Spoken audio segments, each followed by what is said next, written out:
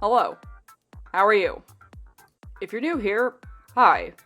I'm Christine, and recently I reached 100 subscribers. Yay! So, whether you're new or not, welcome to my super special 100 subscriber special. To be honest, it's really just gonna be me rambling about books and why I wanted to start this channel and a bunch of other things. And a couple of you had questions for me, so I'll be answering those too. Anyway, let's get into it. Because it's my 100 subscriber special, I wanted to do something special. I haven't done a speed paint on this channel in a couple of months, and to be honest, I want to do some more drawing on this channel. So on this particular occasion, I chose to draw Nina from Six of Crows, because she and her waffle obsession have been on my mind for quite some time. I mean, who doesn't love waffles? Of course, there are no waffles in this drawing, sorry. But as you can see, there is a lion, because according to the collector's edition of Crooked Kingdom, Nina is a Leo. And being a bit obsessed with space, I couldn't help myself. Also, because it's currently the beginning of Leo season. Wink wonk. I actually haven't drawn her in a while, so hopefully I did her justice here. I will be going into all the space-related details in a bit, but for now I want to talk about some other things, including the origin story of A Cup of Chamomile. By the time I finally launched this channel back in February, BookTube had already been a very familiar concept to me. I don't really remember how I strayed into the BookTube cave, but before I knew it, I was binge-watching book-related content on YouTube and coming across books that fascinated me.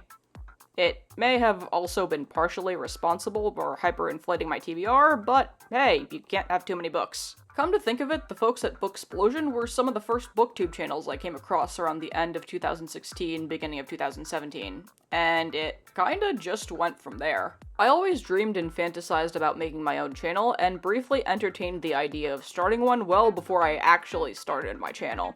But being a hermit crab who freaks out over the slightest possibility of fumbling something up when it comes to social interactions, stage fright won out. For a couple of years, anyway. It was actually my dad who said, "Hey, you like books, why don't you join the BookTube community?" And just like that, my brain latched onto the idea.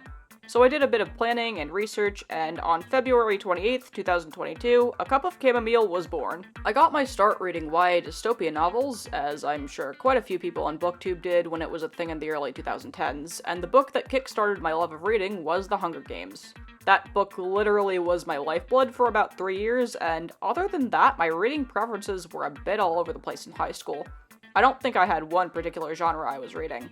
But I ultimately gravitated toward fantasy in my second year of college. Even though I've slowly been turning to mystery novels, fantasy continues to be one of my favorite genres. The possibilities are literally endless. It's always fun reading about different worlds and different magic systems. But that being said, you should still do your research, and plot is always important, but if you have excellent characters, then that just makes it 10 times better in my opinion. So anyway, back to the nifty space facts, because I did say I'd get back into them. Leo, also known as the Lion, is the 5th sign of the zodiac, and Leo season usually lasts from July 23rd to August 22nd.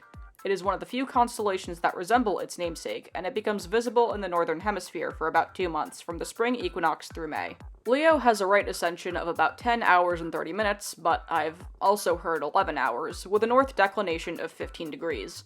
It was one of the 48 constellations described by 2nd century astronomer Ptolemy, and borders a number of constellations including Leo Minor, Cancer, Ursa Major, Virgo, and Crater. It is a fire sign, its brightest star is Regulus, and it is ruled by the sun, which in astrology represents the self and the identity, as well as health and well-being. Leo is also a fixed sign, along with Taurus, Scorpio, and Aquarius, which means that while they are steady and determined, they can also be quite stubborn. In spite of this, however, Leos are known for being cheerful, humorous, and courageous, and they can be quite creative as well.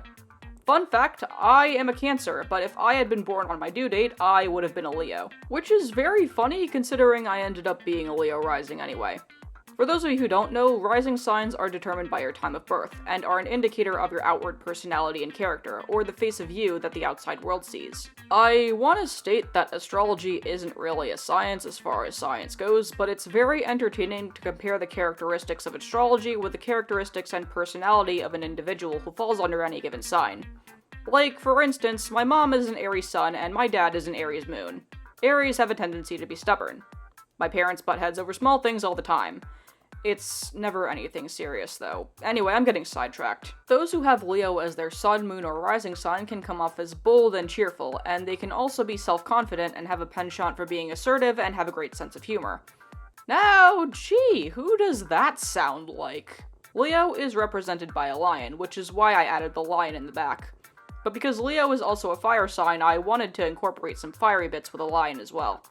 I'm not gonna get in depth as to why there are bone motifs there for spoiler reasons, but hey, if you know, you know. But for those of you who have read the Six of Crows duology to the end, you'll understand why I thought it was fitting. And also, because I low-key just wanted to draw bones.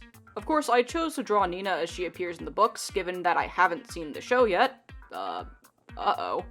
But I've heard a lot of good things about Shadow and Bone, so I really should watch the show, shouldn't I? For those of you who have seen Shadow and Bone, please let me know what you thought, and I'll try to get to it soon. So, that's enough of my rambling. A couple of people asked me questions over the last week, so I want to answer them all.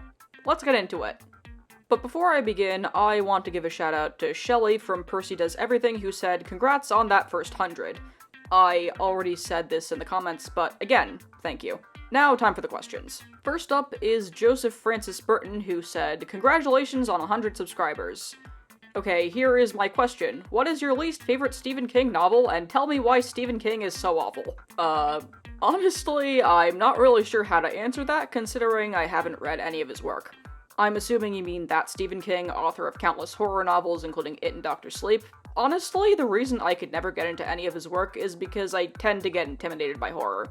Like, I can't really handle horror, and the thought of reading a whole horror novel is scary.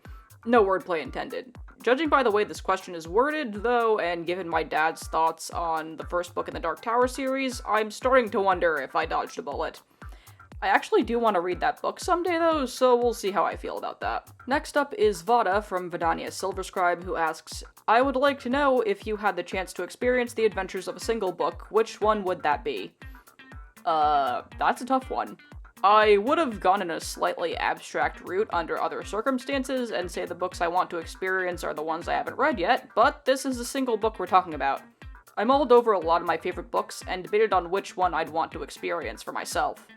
I wouldn't want to live in Ellenberg, the city Priest of Bones takes place in, mostly because of the violence and the risk of being turned to mush by kids with frightening magic powers. If you know, you know. And as much as I love the Grishaverse, it already feels like a place I'm very familiar with. Though, not gonna lie, I'd probably make a good tide maker. Definitely not the Hunger Games for a number of reasons. You